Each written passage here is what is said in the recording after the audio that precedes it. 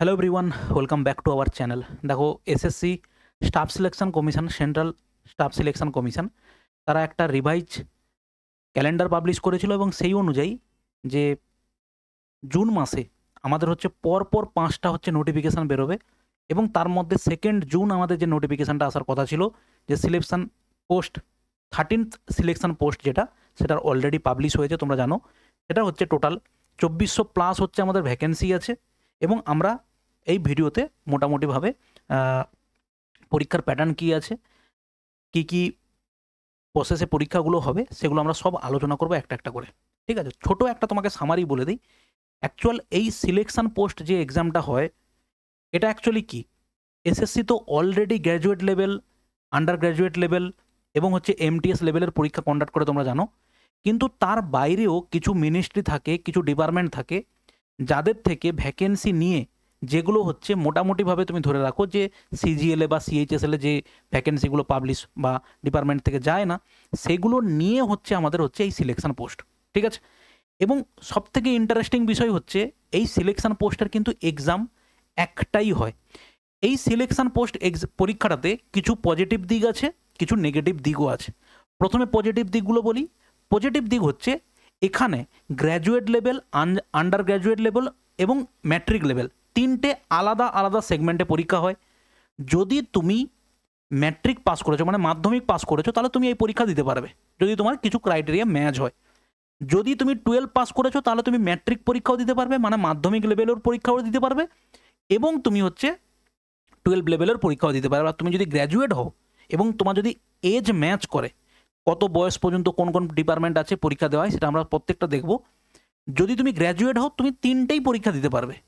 এবারে কি হবে এবারে কি হবে 10th লেভেলের, যেটা ম্যাট্রিক লেভেল বলছি, এটার পরীক্ষা আলাদা দিন হবে।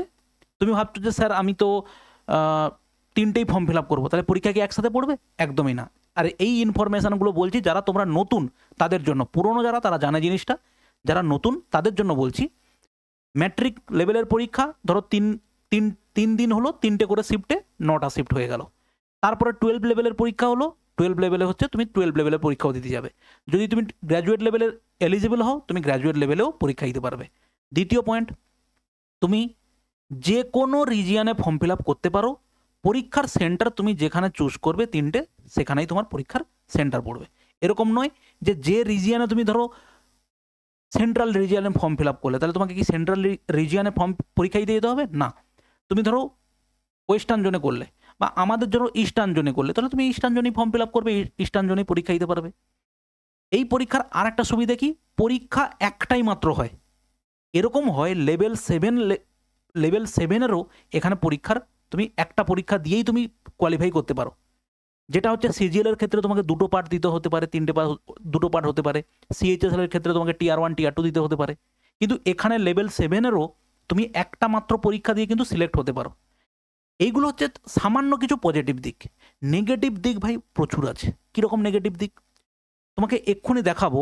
এবং এইটাতে 365টা, সম্ভবত যতদূর মনে পড়ছে 365টা তুমি ডিপার্টমেন্ট পাবে।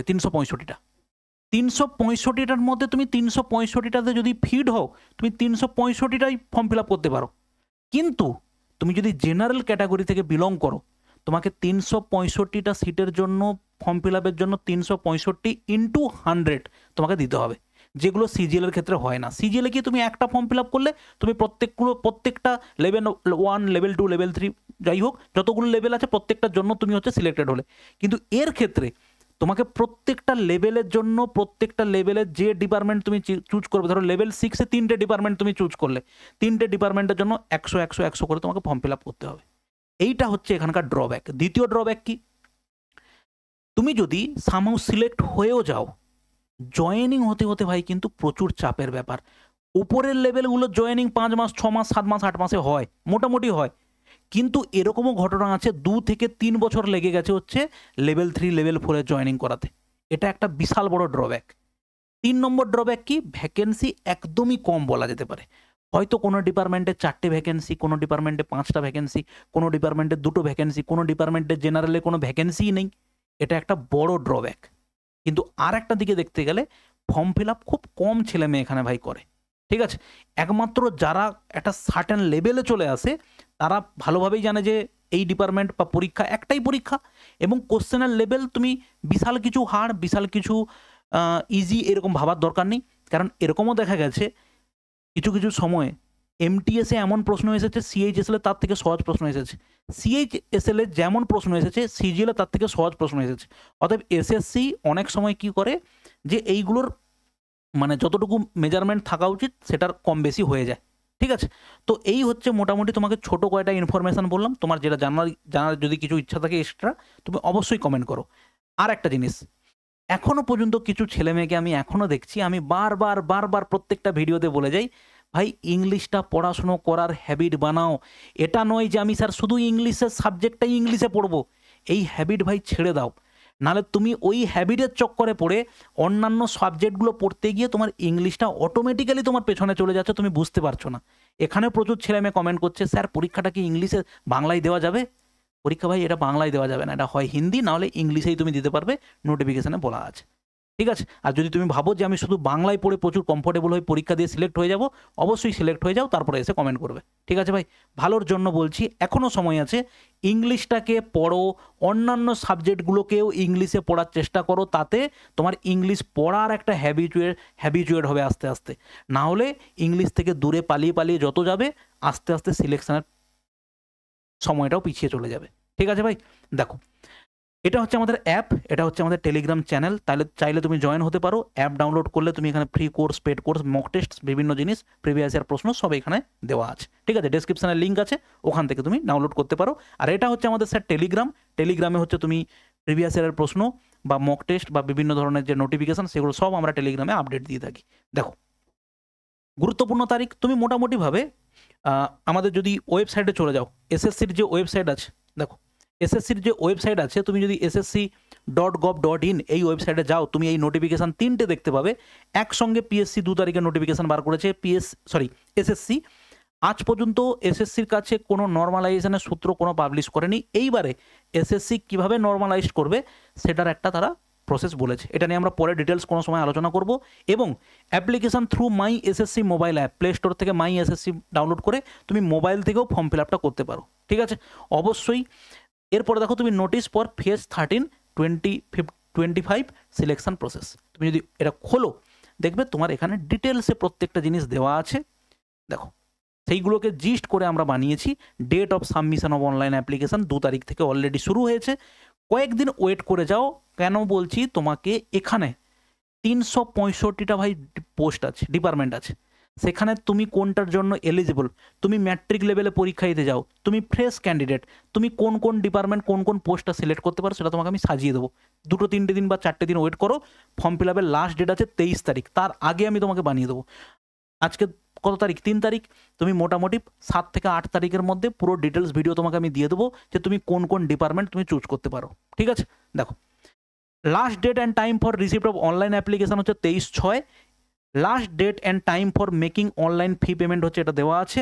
ডেট অফ কম্পিউটার, যাই হোক এটা আমরা শর্টে তোমাকে আমি বলে দিচ্ছি। এখানে অনলাইন আবেদন শুরু 2 তারিখ থেকে, আবেদনের শেষ তারিখ হচ্ছে 23 তারিখ। অনলাইন ফি জমা দেওয়া, অনলাইন পেমেন্ট সহ আবেদনপত্র সংশোধনের জন্য যে সময়টা দেওয়া আছে 28/6 থেকে 30/6 মধ্যে। কম্পিউটার ভিত্তিক পরীক্ষা দেওয়া আছে কত? 24, মোটামুটিভাবে 24শে জুলাই থেকে 4 আগস্ট পর্যন্ত মোটামুটি আমাদের একটা টাইম দেওয়া আছে। ঠিক আছে, দেখো মিনিমাম বয়স কত আছে স্যার? মিনিমাম বয়স হচ্ছে 18 বছর থেকে ম্যাক্সিমাম 30। এর বাইরেও 40 বছর পর্যন্ত কোনো ডিপার্টমেন্ট আছে যেগুলো দেওয়া যায়, সেগুলো আমরা ডিটেলসে পরে কোন ডিপার্টমেন্ট কোন সময় কত বয়স তোমার দরকার সেটা তোমাকে আমি ডিটেলস দিয়ে দেবো। সেটা দেখো তুমি যদি আমাদের ডিটেলস এটা দেখো, এখানে পেজ নাম্বার 5-এ দেওয়া আছে যে এজটা। ঠিক আছে, দেখো 1 মিনিট,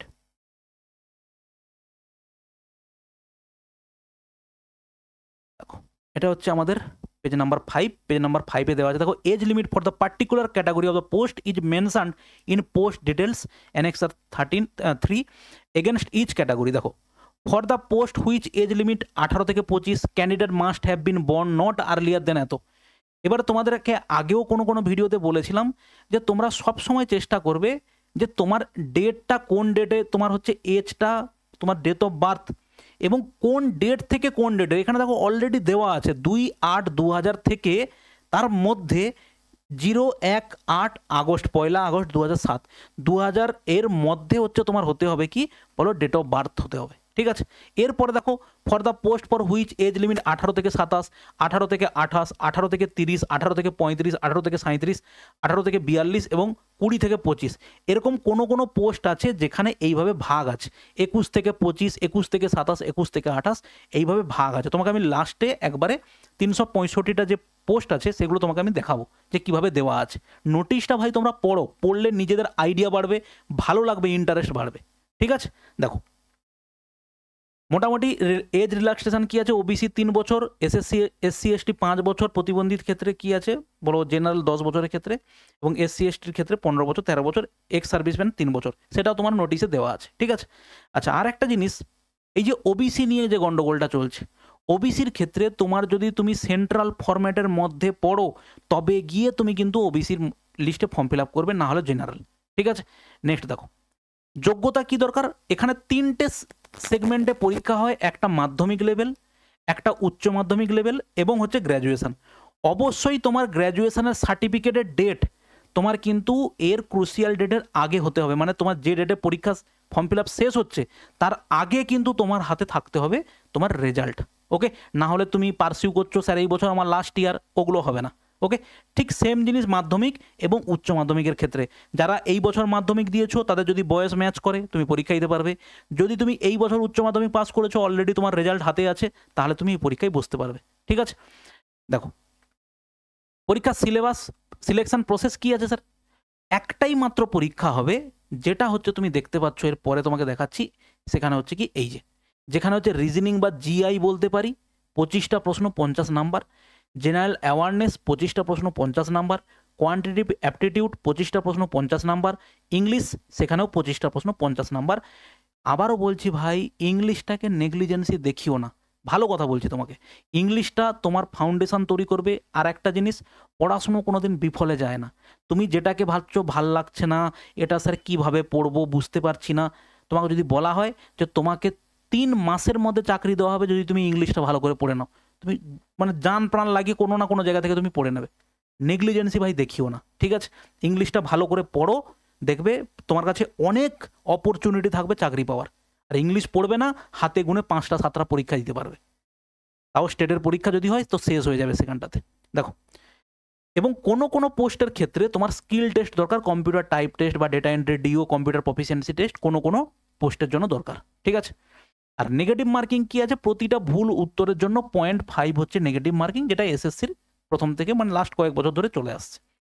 আমাদের ওয়েস্ট বেঙ্গলের ক্ষেত্রে এক্সাম সেন্টার হচ্ছে স্যার এইরকম 8টা এক্সাম সেন্টার আছে, যার মধ্যে তোমাকে 3টে চুজ করতে হবে। ওকে, নেক্সট দেখো, এবার দেখো নথিপত্র যাচাই, এরপরে তুমি যদি সিলেক্ট হয়ে যাও তারপরে তোমাকে কি করতে হবে, সিবিটি অন্যান্য ধাপ উত্তীর্ণ হলে প্রার্থীদের ডাকা হয়, আধার ভেরিফিকেশন অলরেডি তুমি করেছো ধরে নেওয়া যেতে পারে, না হলে করে নেবে।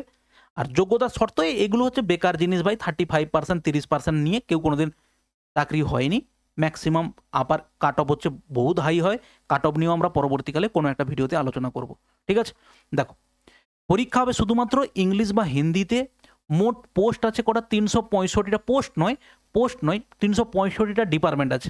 জেনারেলরা যে যতগুলো পোস্টের জন্য এলিজিবল হবে ততগুলো পোস্টের জন্য পেমেন্ট করতে হবে।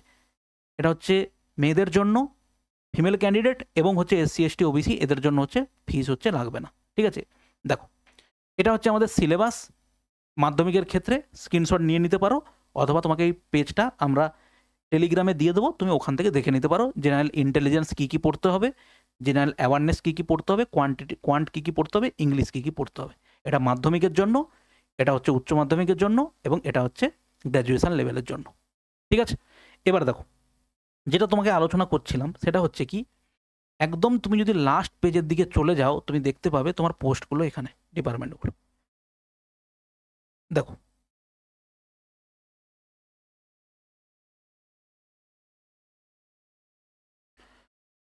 দেখো এখানে একটা জিনিস তোমাকে দেওয়া আছে, ভালো করে খেয়াল করো, এই ডিপার্টমেন্টগুলো এগুলো যদি তুমি নিজের নোটিফিকেশান পড়ে পড়ে বুঝতে পারো যে স্যার আমি এলিজিবল কিনা, তুমি স্যার ডেফিনেটলি তুমি নিজে নিজে পড়ে বুঝতে পারবে। ঠিক আছে স্যার, এখানে দেখো দেওয়া আছে রিজিয়ান কোন রিজিয়ানে আছে, এগুলো হচ্ছে সিআর সেন্ট্রাল রিজিয়ান। আমরা দেখবো হচ্ছে ইস্টার্ন রিজিয়ানে, যেটা হচ্ছে আমাদের কলকাতা এই সাইডগুলো পড়ছে, ঠিক আছে।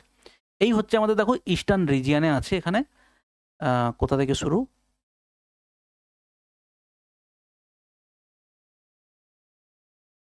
আচ্ছা 1 মিনিট, ইস্টার্ন রিজিয়ান শুরু হচ্ছে স্যার কোথায়, এইখানে 36 নাম্বার থেকে ইস্টার্ন রিজিয়ান শুরু হচ্ছে। দেখো কি আছে, সায়েন্টিফিক অ্যাসিস্ট্যান্ট, ঠিক আছে। সায়েন্টিফিক অ্যাসিস্ট্যান্টের হচ্ছে এখানে কি আছে, লেভেল 5-এর চাকরি, 18 থেকে 25 বছর, গ্র্যাজুয়েশন অ্যান্ড অ্যাবাভ। ভ্যাকেন্সি দেখো আছে 8টা, জেনারেল সম্ভবত 8টা, ঠিক আছে। এরপরে দেখো fertiliser inspector, central fertiliser quality control and training institute, department of agriculture and farmers welfare, 18 থেকে 27, লেভেল 5, গ্র্যাজুয়েশন অ্যান্ড অ্যাবাভ। এবার দেখো এর পরেগুলো দেওয়া আছে টেকনিশিয়ান, দেখো যেমন গ্র্যাজুয়েশন অ্যান্ড অ্যাবাভ, দেখো এটা হচ্ছে হায়ার সেকেন্ডারি লেভেলের, 18 থেকে 27 বছর। কী আছে, ফিল্ডম্যান, দেখো ভ্যাকেন্সি একবারে নেই বললেই চলে, একটা, ঠিক আছে। এরপরে দেখো, এরপর তুমি যদি ভ্যাকেন্সি বেশি হিসেবে দেখতে চাও, তুমি দেখো একটা একটা করে ভ্যাকেন্সি আছে। এবার যদি বেশি ভ্যাকেন্সি দেখতে চাই, দেখো এই 6টা 7টা ভ্যাকেন্সি মানে ভাই এখানে বিশাল ব্যাপার। এরকম ভাবো না স্যার মাত্র 6টা, এরকম নয়। সিলেকশন পোস্টে 6টা ভ্যাকেন্সি মানে অনেক। দেখো 6টা কোথায় আছে, টেকনিক্যাল অ্যাসিস্ট্যান্ট, দেখো সেখানে গ্র্যাজুয়েশন অ্যান্ড অ্যাবাভ।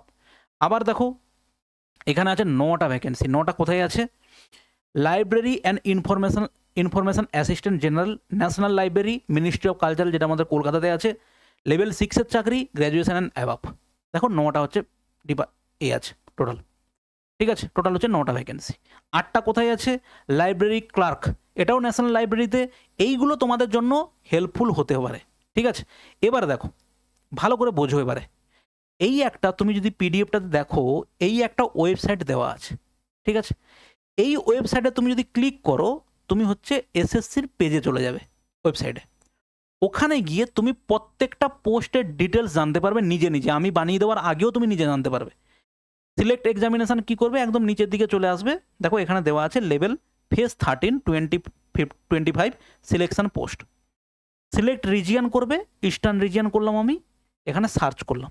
এবার তুমি কি করতে পারো, কোনো একটা ডিপার্টমেন্টে দেখলে সেন্ট্রাল রিজিয়নে ভ্যাকেন্সি বেশি আছে, তুমি চাইবে ওখানে ফর্ম ফিল আপ করতে, কোনো অসুবিধা নেই, ফর্ম ফিল আপ করার সময় তুমি দেখে নেবে। এখানে পুরো নোটিফিকেশানটা দেওয়া আছে, কোথায় বেশি ভ্যাকেন্সি কোথায় কম ভ্যাকেন্সি, সেগুলো সব নিয়ে 5-7টা দিনে আমাকে টাইম দাও, আমি ডিটেলসে বানিয়ে তোমাকে বলে দেবো, ঠিক আছে। এবার দেখো সব ডিটেলস এখানে দেওয়া আছে, ঠিক আছে।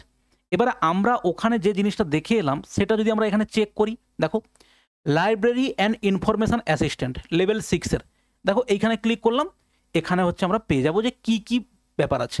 পোস্ট কোড এত, post name library, initial place of posting হচ্ছে ওয়েস্ট বেঙ্গল উইথ AISL, ওকে। দেখো কি আছে, the job requirements and duty of post, the official have to work in library, regular acquisition, classification and cataloguing of the library books, regular renewal of the, যাই হোক মোটামুটি একটা লাইব্রেরিতে যা থাকে তুমি নিশ্চয়ই জানো। এডুকেশনাল ডিটেলস কী দরকার, graduation and above. Essential qualification কী দরকার, bachelor's degree in library science or library and information science from a recognised university or institute, 2-year professional experience in library under central government or state government or autonomous or statutory organization or public sector undertakings or university or recognized research or educational institution।